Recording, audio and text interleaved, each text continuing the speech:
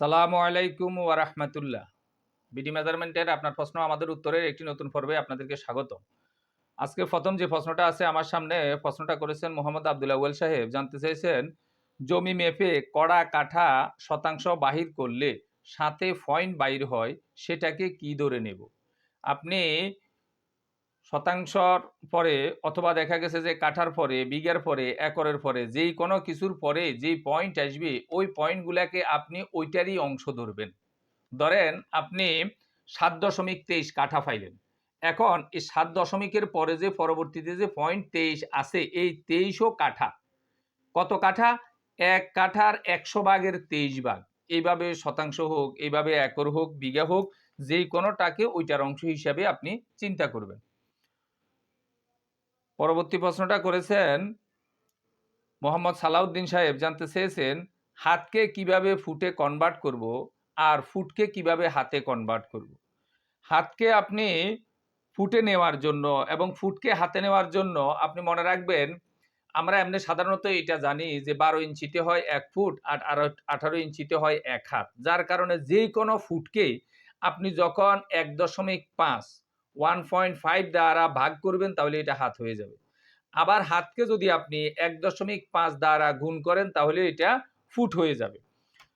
এই বিষয়টা আশা করি বুঝতে পারছেন। কোনো অংশে না বুঝলে আমাদেরকে আবার জিজ্ঞাসা করলে আমরা জবাব দেওয়ার চেষ্টা করব ইনশাআল্লাহ। পরবর্তী প্রশ্নটা যিনি করেছেন মোহাম্মদ সুমন সাহেব, জানতে চেয়েছেন খতিয়ানের রে সা নং, আপনি এখানে ৩৮২ দিচ্ছেন, লেখা থাকে, এটার মানে কি? খতিয়ানে যে রে সা নং লেখা থাকে এই কথার অর্থ হইল রিভিশনাল সার্ভে। অর্থাৎ বেশিরভাগ সময় আপনি দেখবেন আরএস খতিয়ানে এই কথাটা লেখা থাকে। অর্থাৎ রিভিশনাল সার্ভে বোঝানোর জন্য রে সার্ভেটা কথাটা লেখা থাকে। পরবর্তী প্রশ্নটা যিনি করেছেন নামটা পড়া যাচ্ছে না, জানতে চেয়েছেন নামজারি বা খারিজ আরএস ও বিএস দুটো থেকেই হয়, এটা চিনার উপায় কি? ১ নাম্বার হইল নামজারি খতিয়ানটা চিনার জন্য আপনি মনে রাখবেন, সাধারণত আমরা সিএস খতিয়ান, আরএস খতিয়ান, এসএ খতিয়ান, বিএস খতিয়ান কিভাবে চিনবেন এই বিষয়টাও আলোচনা করছি। নামজারি খতিয়ানটা চিনার জন্য মনে রাখবেন, নামজারি খতিয়ানের ডান দিকের কিনারে আপনি দেখবেন বড় একটা প্রমাণ হলো এটা, বা বড় একটা চিহ্ন হলো এটা, আগত খতিয়ানের কথা লেখা থাকে। অর্থাৎ এই যে নামজারিটা হইতেছে, এটা কত নাম্বার খতিয়ান থেকে আসছে, কোন খতিয়ান থেকে আসছে, আগত খতিয়ান।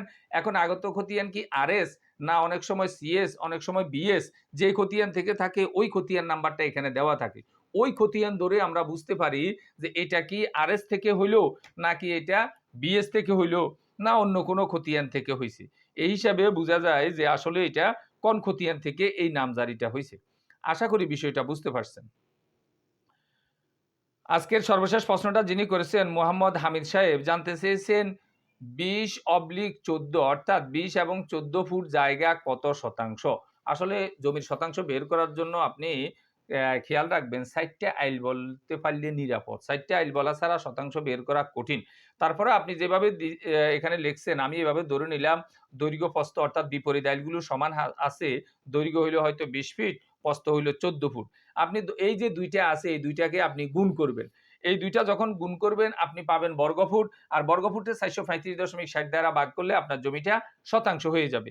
এখানে আমি আপনার সুবিধার জন্য করছি ২০ এবং ১৪ যখন গুণ করে তখন ২৮০, এখানে ২৮০ বর্গফুট জায়গা আছে এবং এটাকে শতাংশে নেওয়ার জন্য আপনি ৪৩৫.৬০ দ্বারা ভাগ করবেন। আমি যখন এখানে ৪৩৫.৬০ দ্বারা ভাগ করলাম, 0.64% জমি আছে। 0.64 অর্থাৎ ১ শতাংশের ১০০ ভাগের ৬৪ ভাগ আছে। আশা করি বিষয়টা বুঝতে পারছেন। কোনো অংশে না বুঝলে আমাদেরকে আবারও জিজ্ঞাসা করলে আমরা জবাব দেওয়ার চেষ্টা করব ইনশাআল্লাহ। ভিডিওটি ভালো লাগলে লাইক, কমেন্ট এবং শেয়ার করবেন। আমাদের ধারাবাহিক ভিডিওগুলো পাওয়ার জন্য চ্যানেলটাকে সাবস্ক্রাইব করবেন। এই আশাবাদ ব্যক্ত রেখে আমাদের আজকের প্রশ্ন উত্তর পর্ব এখানে শেষ করছি। আল্লাহ হাফেজ।